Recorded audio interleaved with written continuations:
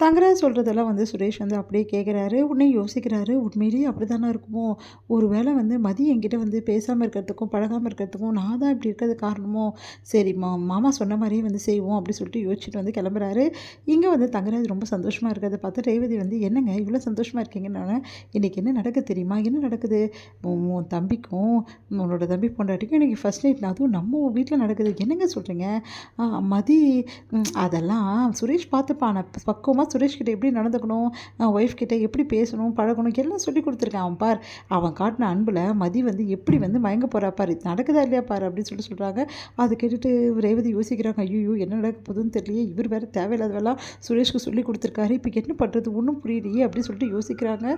நம்ம ரேவதி இங்கே என்ன பண்ணுறாங்க, மதிக்கிட்ட பேசுறதுக்காக வராரு சுரேஷ். சுரேஷ் தாப்பால் போடுறத பார்த்துட்டு, எதுக்காக தாப்பாலாம் போடுறீங்க அப்படின்னு சொல்லிட்டு கேட்குறாங்க. உங்ககிட்ட முக்கியமாக பேசணும் மதி அப்படின்னோடனே, உடனே யோசிச்சுட்டு உங்ககிட்ட பேசுறதுக்கு எனக்கு எதுவும் கிடையாது அப்படின்னு சொல்லிட்டு விலக பார்க்குறாங்க. உடனே பிடிச்சு நிற்க வைக்கிறாரு. நீ என்ன தான் நினச்சிட்டு இருக்க மதி, ஏன் என்கிட்ட பேச மாட்டேங்கிற? நான் என்ன பண்ணேன் உங்ககிட்ட?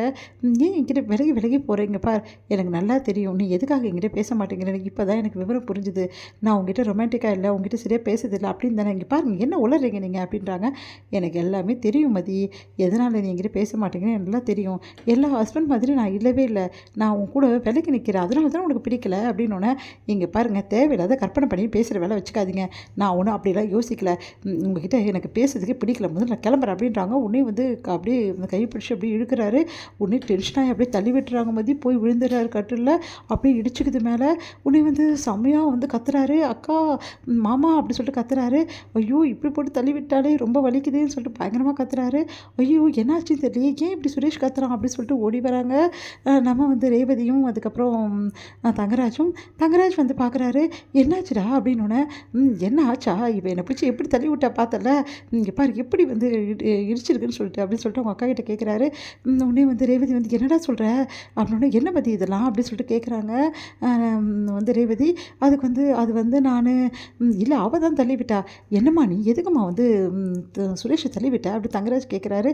அதுக்கு அமைதியாக இருக்காங்க மதி. என்ன தாண்டா ஆச்சுங்க அப்படின்னோடனே, அவள் தான் என்னை பிடிச்சி அப்படி தள்ளி விட்டா, நான் அப்போவே சொன்னேன்ல இவகிட்டலாம் நல்லபடி பேசினா வேலைக்கே ஆகாதுன்னு, இவெல்லாம் வேலைக்கே ஆக மாட்டா, எப்போவுமே இவ அராஜகம் தான் பண்ணுவா, இவெல்லாம் ஒரு ஆளுன்னு சொல்லிட்டு நான் பேச வந்தேன்ல, என்ன சொல்லணும் அப்படின்னு சொல்லிட்டு டென்ஷன் ஆகிறாரு. சரிடா நீ டென்ஷன் ஆகுது, நீ வாடா அப்படின்னு சொல்லிட்டு ரேவதி கூட்டிகிட்டு போகிறாங்க. கூட்டிகிட்டு போயிட்டு ஃபஸ்ட் எய்ட்லாம் பண்ணுறாங்க, மருந்தெல்லாம் வச்சுட்டு பேண்டேஜ்லாம் போட்டு விடுறாங்க.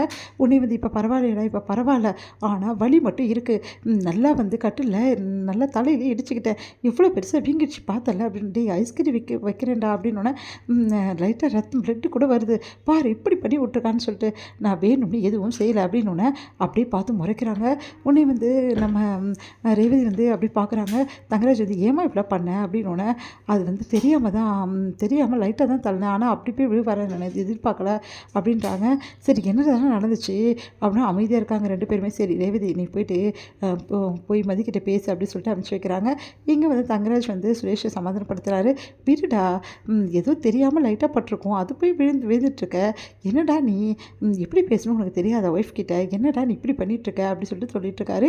இங்கே ரேவதியும் அவன் தெரியாமல் இது பண்ணிட்டான், விடு மதி, அவன் ஏன் இப்படி நடந்துக்கான்னு தெரியல, எல்லாத்துக்கும் காரணம் என் புருஷன் தான், என் புருஷன் சும்மா இல்லாமல் வேறு மாதிரிலாம் சொல்லிவிட்டார், அதனால தான் அப்படி பண்ணிட்டான், என் புருஷன் கேட்குற பேச்சு கேட்குற வரைக்கும் இவன் உருப்படவே மாட்டான் அப்படி சொல்லிட்டு திட்டிகிட்டு இருக்காங்க.